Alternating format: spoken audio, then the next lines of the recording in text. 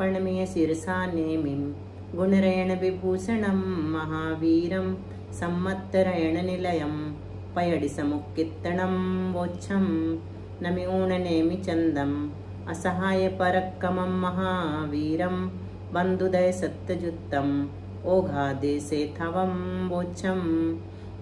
पंच परमेष्ठी भगवान की जय। संत श्रोमणी आचार्य गुरु श्री विद्यासागर जी महाराज की जय। आचार्य गुरु श्री समय सागर जी महाराज की जय। 3 कमनौ करोड़मणि महाराज की जय। द्वादशांग जिनवाणी माता की जय। संपूर्ण आरिका माता जी की जय। भैया के बाद कौन पढ़ना चाहेगा? हम पढ़ेंगे। नाम बताइए। अनीता जैन। चलिए अनीता जी पढ़ेंगी आज। ठीक है। गाथा नंबर 248। नाना गुण हानि सला छेदा संखेज्य भाग में ताओ गुण हानि नद्धानम सवत् विहोदि सरिसंतु। नाना गुण हानि सला छेदा संखेज्य भाग में ताओ गुण हानि नद्धानम सवत् विहोदि सरिसंतु। नाना गुण हानि सला छेदा संखेज भाग में ताओ गुण हानि निधानम सवत् विहोदि सरिसंतु। ऊपर नीचे की सब गुण हानियों के मिलाने पर, अभी हमने देखा था कल, ऊपर 5 गुण हानियां हैं और नीचे 3 गुण हानियां हैं। तो नाना गुण हानियों की संख्या जो होती है वो कितनी होती है? पल्ल के अर्धच्छेदों के असंख्यात विभाग मात्र है। कोई बताएगा पल्ले के अर्धच्छेद के असंख्यात विभाग कैसे निकालेंगे? पल्ले में जितने समय हैं उसको हम आधा आधा करेंगे। कब तक करेंगे? जब तक 1 ना आ जाए। आधा आधा करने के लिए क्या करना पड़ता है? 2 का भाग देना पड़ता है। जैसे 100 को आधा करना है तो हम 2 का भाग देंगे 50, फिर 2 का देंगे तो 25, ऐसे जब तक 1 ना आ जाए तब तक भाग देते चले जाएंगे। वो कहलाते हैं अर्धच्छेद। तो जब 1 आ जाएगा, जितनी बार 2 का भाग देने से 1 आएगा वो कहलाएंगे पल्ले के अर्धच्छेद। उसके भी असंख्यात भाग मात्र, मतलब उसमें भी हम क्या करेंगे? जो अर्धच्छेद निकल करके आए हैं उसमें भी असंख्यात का भाग देंगे। तो इतने क्या है? नाना गुणहानियों की संख्या। नाना गुणहानियों की संख्या बार बार क्यों निकालते हैं? क्योंकि हम योग स्थान पढ़ रहे हैं और नाना गुणहानियों में जो शक्ति है उसके समुदाय का नाम ही एक योग स्थान है। नाना गुणहानियों की शक्ति के समुदाय का नाम ही एक योग स्थान है। फिर क्या कह रहे हैं? पूर्वोक्त स्थिति स्थिति कितनी मानी थी हमने? 32 समयों की। तो स्थिति के प्रमाण में नाना गुणहानि का भाग देने से, नाना गुणहानि कितनी है? 8। एक गुणहानि के आयाम का प्रमाण होगा। तो 32 में 8 का भाग देंगे तो कितना आएगा विजया जी? 4 जो आया वो एक गुणहानि के आयाम का प्रमाण हो गया। सो गुणहानि के आयाम का प्रमाण सब जगह है, यानी ऊपर या नीचे की गुणहानि में समान है। 4 ही है। आयाम कितना? पहले हम जब देखते थे पिछले प्रसंग में तो 8 आयाम माना था, यहाँ पर गुणहानि आयाम 4 माना है। गुणहानि आयाम का दुगना कितना कहलाता है? 2 गुणहानि। तो 2 गुणहानि भी एक मेजरमेंट है। 2 गुणहानि, नाना गुणहानि, 3 गुणहानि नहीं आएगा। 3 गुणहानि का प्रमाण जरूर लेंगे लेकिन 3 गुणहानि 4 गुणहानि नहीं कहते। वो कुल मिलाकर के 6 गुणहानियां हुआ करती हैं। 8 समय की एक गुणहानि होती है। पहले हम 48 समय लेते थे, यहाँ पर 32 समय स्थिति का प्रमाण लिया है। तो अब देखते हैं गाथा नंबर 248 के बाद 249। अन्योन्य गुणित राशि पल्ला संखेज्य भाग में तंतु एठिम राशि 2 पुण उबरिल्यम संख संगुणिदम। अन्योन्य गुणित राशि पल्ला संखेज्य भाग में तंतु एठिम राशि 2 पुण उबरिल्यम संख संगुणिदम। अन्नोण गुणिदरासी पल्ला संकेच भाग में तम तू हेठी मरासी तो गुण ओवरिल्म संक संगुणिलम। अन्योन्यभ्यस्त राशि जो है, अन्योन्य गुणित राशि अन्योन्यभ्यस्त राशि जो है वो कितनी होती है? 2 में नाना गुणहानि की घात बराबर अन्योन्यभ्यस्त राशि। तो जैसे नाना गुणहानि 5 है तो 2 में 2 का 5 बार गुणा करेंगे तो अन्योन्यभ्यस्त राशि निकल करके आएगी। फिर अगर नाना गुणहानि 3 है तो 2 में 2 का 3 बार गुणा करेंगे। एक नीचे 3 है ना और ऊपर 5 है गुणहानियां, तो अन्योन्यभ्यस्त राशि जो है वो पल्ली के असंख्यातवें भाग प्रमाण है। यानी कि जो अपना 32 निकल करके आया है 2 में 2 का 5 बार गुणा करने से, वो अंक संदृष्टि है। वास्तव में कितना है वो 32 पल्ली के असंख्यातवें भाग प्रमाण है। वास्तव में का मतलब क्या है? उसका एक्चुअल प्रमाण यानी अर्थ संदृष्टि जो है वो प/अ है, परंतु उसमें हेठिम राशि 2 पुण्य नीचे की गुणहानि की अन्योन्यभ्यस्त राशि से उबरिल्ल मसंख गुणिदम ऊपर की गुणहानि की अन्योन्यभ्यस्त राशि असंख्यात गुणी है। नीचे की कितनी निकल के आई थी अपनी 8 और ऊपर की कितनी निकल करके आई थी 32। 2 में 2 का 3 बार गुणा किया था तो 8 आया। 2 दूनी 4 दूनी 8। नीचे अधस्तन गुणहानियां 3 थी ना। चित्र याद आ रहा है दिमाग में? अभी दिख नहीं रहा तो दिमाग में उसको लेते चलो, उस दिन दिखाया था। और ऊपर की गुणहानियां जो है वो 5 थी। तो नाना गुणहानि का हमने गुणा किया, 2 में 2 का 5 बार गुणा तो कितना आ गया 32। तो ऊपर की गुणहानियां जो है वो नीचे की गुणहानियां से कितनी गुणी है? असंख्यात गुणी है। असंख्यात गुणी कही गई हैं। वास्तविक संख्याएं देख लेते हैं। देखिए उदाहरण में हमने क्या लिया था? सर्वद्रव्य 1422 उदाहरण कहलाता है ये। और ये जो हमने यहाँ वास्तविक संख्याओं में लिखा ये उदाहरण नहीं है, ये क्या है? ये एक्चुअल प्रमाण है। तो पर्याप्त त्रस जीव राशि जो है वही 1422 है, उसी को द्रव्य कहा है। तो पर्याप्त त्रस जीव राशि को कैसे लिखेंगे बताइए? पारुल है कि नहीं? भैया आप बता दीजिए। जगत प्रतर का हाँ। भाग पत्रांगुल संख्यात से। नहीं, फिर से अच्छे से बताओ, थोड़ा सा मिसिंग है। जगत प्रतर तो भाग देंगे प्रत्रांगुल बटे असंख्यात से। असंख्यात लिखा कि संख्यात लिखा? संख्यात लिखा हुआ है ना। तो प्रत्रांगुल में संख्यात का भाग दिया, जो आया उसका भाग जगत प्रतर में दे दिया है। तो वो जो राशि निकल करके आएगी वो क्या कहलाएगी? पर्याप्त त्रस जीव राशि। यानी त्रस जीव जो पर्याप्तक और अपर्याप्तक 2 प्रकार के होते ना, तो पर्याप्तक त्रस जीव जो राशि है वही यहाँ पर क्या है? सर्वद्रव्य है। सर्वद्रव्य मतलब योग स्थान की शक्ति समूह है, पूरी शक्तियों का प्रमाण। अच्छा, स्थिति कितनी? 32 ली उदाहरण में। और वास्तविक संख्या में कितनी ली? द्विइंद्रिय पर्याप्त के परिणाम योग स्थान से अंतिम परिणाम योग स्थान तक। द्विइंद्रिय पर्याप्त के परिणाम योग स्थान से अंतिम परिणाम योग स्थान तक उदाहरण में आ जाएंगे अलग। और वास्तव में कितने आएंगे? श्रेणी बटे असंख्यात। तो एक लाइन खींचेंगे बटे अ लिख देंगे, है ना। नाना गुणहानि कितनी है? 8। अभी बताइए ऊपर की 5 है। मध्य में देखा था ना, मध्य का 128 जो निकला था, वहां से ऊपर का तो ऊपर की गुणहानियां 5 हैं और नीचे की 3 है, तो कुल मिलाकर के 8 नाना गुणहानि है। इसको कैसे लिखेंगे? पल्ले के, अब भी देखा था, पल्ले के अर्धच्छेद बटे असंख्यात। फिर तीसरे में, चौथे नंबर में गए तो अधस्तन गुणहानि 3 है, इसको कैसे लिखेंगे? नाना गुणहानि बटे 2 से कम। तो नाना गुणहानि कितनी है अपने पास? नहीं, अब भी ये ऊपर लिखा हुआ है ना। नाना गुणहानि कितनी है? 8। 8 में 2 का भाग दिया तो कितना आया? 4। 4 से कम कितना हो जाएगा? 4 से कम 2 नहीं, 4 से कम 3। ये अधस्तन गुणहानि जो है ना, इसका प्रमाण क्या लिखा है? नाना गुणहानि बटे 2 से कम। आ रहा है समझ में? 3 कैसे निकाल रहे हैं? नाना गुणहानि 8 है हमारे पास, उसमें हमने 2 का भाग दिया तो आया 4। 4 से कम हम 3 कहेंगे, 2 नहीं कहेंगे, वो तो आधा हो जाएगा, है ना। तो 4 से कम 3 हमारी अधस्तन गुणहानि हो गई। इसी को वास्तविक संख्या में कैसे लिखा हुआ है? छेद बटे असंख्यात गुणित 2। फिर उपरितन गुणहानियां कितनी हैं? 5 है। इसको कैसे लिखाएंगे वास्तव में? तो नाना गुणहानि बटे 2 से अधिक। अब बताइए नाना गुणहानि कितनी है?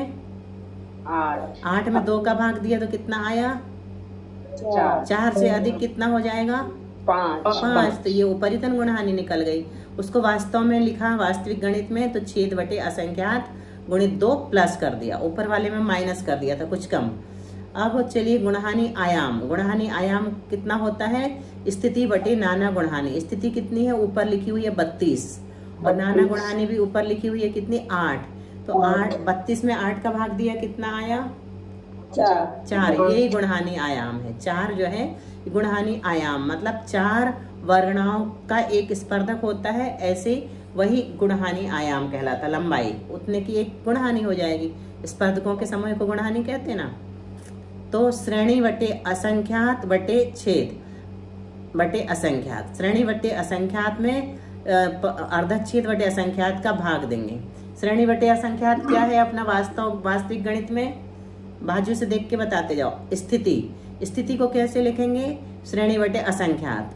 उसमें हमें नाना गुणहानि का भाग देना है। तो नाना गुणहानि कितनी है अपने पास? छेद बटे असंख्यात मतलब अर्धच्छेद बटे असंख्यात। बराबर निकल के क्या आया? श्रेणी बटे असंख्यात गुणित कर दिया हमने। नीचे दो जब एक दूसरे के बटे में होते हैं तो उसको गुणा में ले जाते हैं ना। तो छेद बटे असंख्यात को पलटा के लिख दिया असंख्यात बटे छेद। तो असंख्यात से असंख्यात कट गया तो क्या बचा? श्रेणी बटे छेद बचा। तो छेद को किस रूप से लिख दिया? असंख्यात रूप से लिख दिया। आ रहा है ना? ज्यादा कठिन नहीं है हमें लग रहा। समझ में आ रहा है ना? अब देखो इसके आगे लास्ट वाला अन्योन्य अभ्यस्त राशि। संख्या कट गया तो हाँ, श्रेणी बटे छेद बचा। तो श्रेणी तो ऊपर लिख दिया और छेद असंख्यात प्रमाणी है। अर्धच्छेद जो है कितने? असंख्यात है, तो उसको असंख्यात लिख दिया। अब चलिए 2 की घात 3 अन्योन्य अभ्यस्त राशि कितनी है? अन्योन्य अभ्यस्त राशि 2 की घात 3 बराबर 8। तो 2 की घात 3 को कैसे लिखा? 6 मतलब अर्धच्छेद बटे असंख्यात गुणित 2 और बराबर कितना निकल के आएगा? पल्ले बटे असंख्यात। और 2 की घात 5 बराबर 32। उपरितन, ये ऊपर वाली गुणहानि है ना। तो अधस्तन अन्योन्यभ्यस्त से उपरितन अन्योन्यभ्यस्त राशि असंख्यात गुणी है ना। तो ये हमने क्या पढ़ा? वास्तविक अर्थ संदृष्टि पढ़ ली। अब गाथा नंबर 250। इगिठान फड्ढयाओ समय पवद्धम च जोग वड्ढी च समय पवद्ध च यठम ए देहुपमाण फल इच्छा। इगिठान फड्ढयाओ समय पवद्धम च जोग वड्ढी च समय पवद्ध च यठम ए देहुपमाण फल इच्छा। ईठान फड्डयाओ समय पबद्धम च जोग वड्ढी समय पबद्ध च यठम एदुपमान फलेच्छा। देखो 2 इंद्री जो पर्याप्तक है उसका पहला जघन्य परिणाम योग स्थान। योग स्थान तो पता है ना 3 प्रकार के होते हैं। पहला कौन सा है? उपपाद योग स्थान। और दूसरा एकांतानुवृद्धि। और ये यहाँ पे किसकी बात चल रही? परिणाम योग स्थान की। हाँ, यहाँ पे परिणाम योग स्थान की बात कर रहे हैं अभी इस गाथा में। तो परिणाम योग स्थान भी कौन सा? जघन्य। किसका? तो 2 इंद्रिय पर्याप्त का जो पहला जघन्य परिणाम योग स्थान है उसका स्पर्धक, पहला जघन्य परिणाम योग स्थान का स्पर्धक और समय प्रबद्ध और योगों की वृद्धि, ये तीनों समय प्रबद्ध के बढ़ने का प्रमाण लाने के लिए क्रम से त्रैराशिक संबंधी प्रमाण राशि, फल राशि और इच्छा राशि है। देखो त्रैराशिक में 3 राशियां होती हैं। कौन कौन सी? प्रमाण, फल और इच्छा। तो प्रमाण राशि और फल राशि तो हमें पता रहता है, जबकि 100 रुपए में 4 संतरे आते हैं। लेकिन हमारी इच्छा है 500 में कितने आएंगे ये जानने की। तो प्रमाण राशि, फल राशि और इच्छा राशि, ये 3 राशि जब राशियों के माध्यम से जब हम गणित करते हैं तो उसको त्रैराशिक कहते हैं। तो यहाँ पर हम क्या निकाल रहे हैं, समय प्रवृत्ति के बढ़ने का प्रमाण लाना है हमें। देखो ये बहुत काम की चीज है और आप लोगों को पता है, लेकिन समझा हुआ नहीं है ये विषय, इसलिए लग रहा होगा कि क्या कहना चाह रहे हैं। हम लोगों ने पहले पढ़ा है, जीव कांड में भी पढ़ा है, कर्म कांड में भी शुरुआत में, कि एक समय प्रबद्ध होता है। समय प्रबद्ध किसे कहते हैं? एक समय में जो कर्म बंधने वाले कर्म परमाणुओं की एक संख्या समय में बंधने वाले कर्म परमाणुओं की पुंज को या संख्या को समय प्रबद्ध कहते हैं। और वो हमें पता है कितने होते हैं एक समय प्रबद्ध में परमाणु? असंख्यात अनंत नहीं, दीदी सिद्धांतिम बात और अभव्य के अनंत गुणे। हाँ बोलो हिंदी में, गाथा तो बता दिया आपने। सिद्ध राशि के सिद्ध राशि के अनंतवा भाग और अभव्य राशि के अनंत गुणे। हाँ से अनंत गुणे। तो ये जो प्रमाण है, हाँ ये जो प्रमाण है ना, ये दो प्रकार का होता है। एक जघन्य भी होता है और उत्कृष्ट भी होता है। और जघन्य और उत्कृष्ट के बीच में मध्यम भेद तो होते ही होते हैं नियम से। तो जो जघन्य है वो उत्कृष्ट कब आएगा, ये इस गाथा में बताया जा रहा है। द्विइंद्रिय पर्याप्त का पहला जघन्य परिणाम योग स्थान का स्पर्धक लेना है अपने को, और समय प्रबद्ध लेना है, और योगों की वृद्धि, ये तीनों समय प्रबद्ध के बढ़ने का प्रमाण लाने के लिए क्रम से क्या है, परिणाम योग स्थान का स्पर्धक तो प्रमाण राशि है, समय प्रबद्ध जो है वो फल राशि है, और योगों की वृद्धि ये इच्छा राशि है। तो इसके माध्यम से हम उत्कृष्ट समय प्रबद्ध निकाल सकते हैं। ये ज्ञान की महिमा है। देखिए जघन समय प्रबद्ध कौन किस जीव को बनता है? जिसकी शक्ति कम होती है वो जघन समय प्रबद्ध बांधता है। सूक्ष्म निगोदीय लब्धि पर्याप्त जीव उत्कृष्ट समय प्रबद्ध बांध सकता है क्या? नहीं बांध सकता। क्यों नहीं बांध सकता? क्योंकि इसकी शक्ति बहुत कम होती है। तो जितना ज्यादा योगों में परिस्पंदन होता है, जितना योग अगर उत्कृष्ट होगा तो समय प्रबद्ध भी उत्कृष्ट बंधेगा। योगों की वृद्धि होगी, समय प्रबद्ध बढ़ता चला जाएगा, है ना। ये चीज यहाँ पर बताई है कि किस प्रकार से एक एक योग स्थान से कितना समय प्रबद्ध बंधता है, इसे त्रैराशिक से निकालते हैं। जघन्य योग स्थान बराबर क्या है? जघन स्पर्धक गुणित श्रेणी बटे असंख्यात। क्यों? क्योंकि जघन्य योग स्थान में इतने जघन स्पर्धक पाए जाते हैं। एक योग स्थान से दूसरे योग स्थान में वृद्धि का प्रमाण क्या है? सूच्यंगुल बटे असंख्यात गुणित जघन स्पर्धक। तो जघन्य योग स्थान से एक समय प्रबद्ध बनता है, तो जघन्य वृद्धि से कितना बंधेगा? ये त्रैराशिक है। क्या जघन्य योग स्थान से एक समय प्रबद्ध बनता है तो जघन्य वृद्धि से कितना बंधेगा? मतलब जघन्य योग स्थान जो है उससे जब बंध हुआ, जीव ने कर्म का बंध किया तो एक समय प्रबद्ध बंधा। उस समय क्या चल रहा था? जघन्य योग स्थान चल रहा था, लेकिन उसमें जघन्य वृद्धि हो गई, उस योग स्थान में जघन्य वृद्धि हो गई। तो अब प्रश्न उठा कि जब जघन्य वृद्धि हो गई उस समय जो समय प्रबद्ध बांधा वो कितना बंधेगा? तो बता दिया कि एक समय प्रबद्ध बटे जघन्य स्पर्धक गुणित श्रेणी बटे असंख्यात गुणित सूच्यंगुल बटे असंख्यात गुणित जघन्य स्पर्धक, इतना। तो बराबर क्या निकल के आया? समय प्रबद्ध गुणित सूच्यंगुल बटे असंख्यात, यह वृद्धि का प्रमाण है। अर्थात दूसरे योग स्थान में इतने प्रदेश अधिक बंधेंगे, तीसरे में इतने प्रदेश अधिक बंधेंगे, दुगना तिगुना आदि समय प्रबद्ध। इस प्रकार जहाँ योग स्थान दुगना हो जाता है वहां समय प्रबद्ध भी दुगना होगा। समय प्रबद्ध गुणित 2। जहाँ योग स्थान असंख्यात गुणा होगा वहां समय प्रबद्ध भी असंख्यात गुणा होगा। समय प्रबद्ध गुणित असंख्यात लिखेंगे। और अंतिम योग स्थान जो है जघन्य योग स्थान से असंख्यात गुणा है। अंतिम योग स्थान जो है वो जघन्य योग स्थान से कितना गुणा है? असंख्यात गुणा। इसलिए उत्कृष्ट समय प्रबद्ध बराबर क्या निकल कर के आ जाएगा? समय प्रबद्ध गुणित असंख्यात। तो एक समय में इससे अधिक प्रदेश बंध नहीं हो सकता। उदाहरण देख लेते हैं। जघन्य स्पर्धक की शक्ति मान लो 600 है और जघन्य योग स्थान की शक्ति कितनी है? 1,80,000। तो जघन्य योग स्थान में कुल जघन्य स्पर्धक कितने होंगे? 1,80,000 बटे 600 बराबर आ जाएगा 300। अर्थात 300 गुणित 600 बराबर जघन्य योग स्थान निकल के आएंगे। तो और सूच्यंगुल बटे असंख्यात बराबर मान लिया 10। तो 300 जघन्य स्पर्धक से एक समय प्रबद्ध बंधता है, तो 10 जघन्य स्पर्धक से कितना बंधेगा? तो एक समय प्रबद्ध बटे 300 जघन्य स्पर्धक गुणित 10 जघन्य स्पर्धक बराबर एक समय प्रबद्ध गुणित 10/300। माना कि एक समय प्रबद्ध का प्रमाण 18 लाख है, तो वृद्धि प्रदेशों की संख्या 18 लाख गुणित 10/300 बराबर कितनी निकल के आएगी? 60,000। जघन्य योग स्थान के द्वारा बद्ध प्रदेश कितने हो जाएंगे? 18 लाख। द्वितीय योग स्थान के द्वारा बद्ध प्रदेश 18 लाख धन 60,000।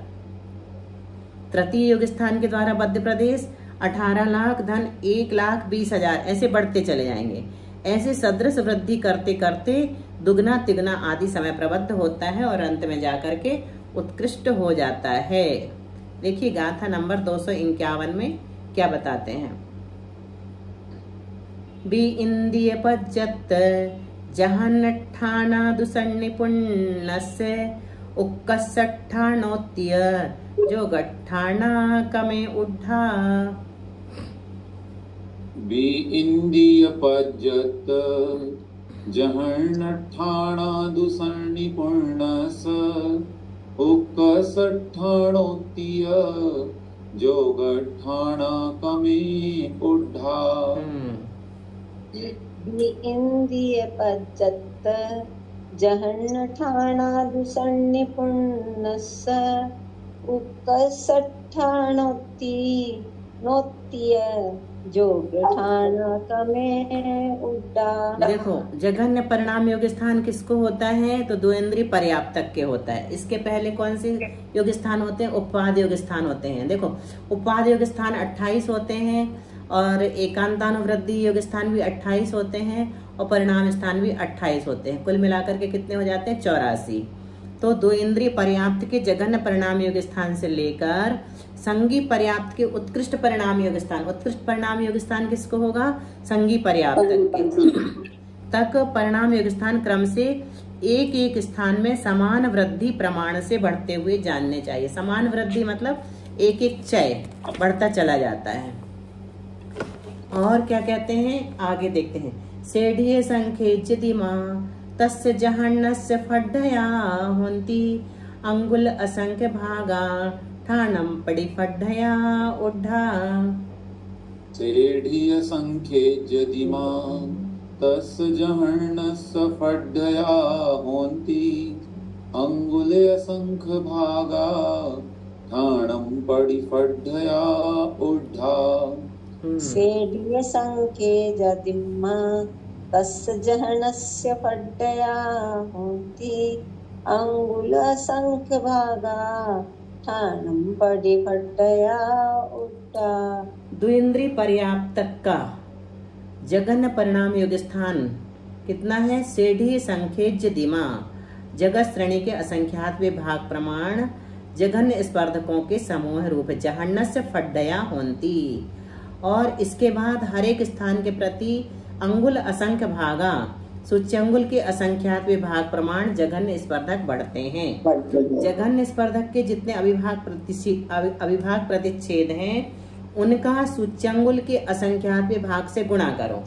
जघन्य स्पर्धक में जितने अविभाग प्रतिच्छेद हैं कितने हैं? कितने हैं? तो विभाग प्रमाण कितने?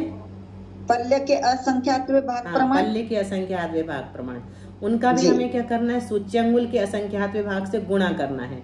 जो प्रमाण हो उतने उतने अविभाग प्रतिच्छेद एक एक योग स्थान में बढ़ते हैं। अब कैसे बढ़ते हैं तो आगे बताते हैं। गाथा नंबर 253। 5 मिनट बचे हैं, देख लेते हैं ये गाथा। दुवड्डी वड्ढन्तो दुगुणम दुगुणम कमेन जायन्ते चरिमे पल्लच्छेदा संख्येच दिमो गुणो होदी। दुवड्डी वड्ढन्तो दुगुणं दुगुणं कमेण जायन्ते चरिमे पल्लच्छेदा संख्येज्जदिमो गुणो बोधि। दुवड्डी वड्ढन्तो दुगुणं दुगुणं कमेन जायन्ते चरिमे पल्लच्छेदा संख्येज्जदिमो गुणो होदी। इस तरह स्थान स्थान प्रति ध्रुवड्डी वड्ढन्तो ध्रुव वृद्धि अर्थात एक सी वृद्धि से बढ़ता हुआ जघन्य योग स्थान मतलब चय बदलेगा नहीं, आधा आधा हो जाता था। वृद्धि यानी भी चय होता है, उत्तर यानी भी चय होता है। चय के कई नाम है। चय यानी जो वृद्धि होती है उसी को चय कहते हैं। तो स्थान स्थान प्रति ध्रुव वृद्धि अर्थात एक सी वृद्धि से बढ़ता हुआ जघन्य योग स्थान क्रम से दूना दूना होता जाता है। एक जघन्य योग स्थान से दूसरा जघन्य योग स्थान, देखो जब दूसरा योग स्थान शुरू होगा ना तो उसमें भी जघन्य और उत्कृष्ट योग स्थान होंगे। तीसरा योग स्थान शुरू होगा तो उसमें भी जघन्य और उत्कृष्ट योग स्थान शुरू होंगे। ऐसे असंख्यात योग स्थान है। तो असंख्यात जघन्य योग स्थान है और असंख्यात उत्कृष्ट योग स्थान है। हर एक के अपने अपने जघन्य हैं और अपने अपने उत्कृष्ट हैं। अंत में संगी पर्याप्त जीव के उत्कृष्ट परिणाम योग स्थान में गुणाकार का प्रमाण पल्लच्छेदा संख्य जिदिमो, पल्ल के अर्धच्छेद के असंख्यातवें भाग प्रमाण हो जाता है। संगी पर्याप्त जीव का जो उत्कृष्ट परिणाम योग स्थान है, सबसे आखिरी वाला उत्कृष्ट परिणाम योग स्थान कहाँ आता है? 84वें नंबर पे, क्योंकि परिणाम योग स्थान तीसरे नंबर का है और उसका उत्कृष्ट भेद कब आएगा? लास्ट में आएगा। तो वो किसके होता है? संगी पर्याप्त जीव के होता है। तो संगी पर्याप्त जीव के उत्कृष्ट परिणाम योग स्थान में गुणाकार का जो प्रमाण है वो कितना हो जाता है? पल्ल के अर्धच्छेद के असंख्यातवें भाग प्रमाण हो जाता है। अर्थात जघन्य योग स्थान के अविभाग प्रतिच्छेदों के प्रमाण का पल्ल के अर्धच्छेदों के असंख्यातवें भाग से गुणा करने पर जो प्रमाण हो उतने सर्वोत्कृष्ट योग स्थान के अविभाग प्रतिच्छेद हो जाते हैं, मतलब इसकी शक्ति सबसे अधिक हो जाती है। ऐसे उत्कृष्ट समय प्रबद्ध बता रहे हैं। ऐसे ध्रुव वृद्धि होते होते अंतिम योग स्थान का समय प्रबद्ध बराबर जघन्य समय प्रबद्ध गुणित छेद बटे असंख्यात, मतलब पल्ल के अर्धच्छेद बटे असंख्यात, क्योंकि जघन्य योग स्थान से उत्कृष्ट योग स्थान कितना है? छेद बटे असंख्यात गुणा है। इतना ही रखे हैं ना भैया? समय तो असंख्यात ही कहेंगे तो असंख्यात से असंख्यात कट जाएगा तो जघन्य समय नहीं, ऐसे नहीं कटता है, ऐसे नहीं कटता, क्योंकि ये अलग अलग मात्रा वाले असंख्यात होते हैं। हर जगह एक सा असंख्यात नहीं होता। असंख्यात के असंख्यात भेद है ना, तो जहाँ पर काटना, जहाँ पर हल करना होता है वहीं पर काटते हैं, बाकी हर जगह नहीं काट सकते हैं। चलिए जिनवाणी स्तुति जी। बोधि समाधि परिणाम शुद्धि स्वात्मोपलब्धि शिव सौसिद्धि चिंतामणिं चिंतित वस्तुदाने कामवन्यमानस्य ममास्तु देवी।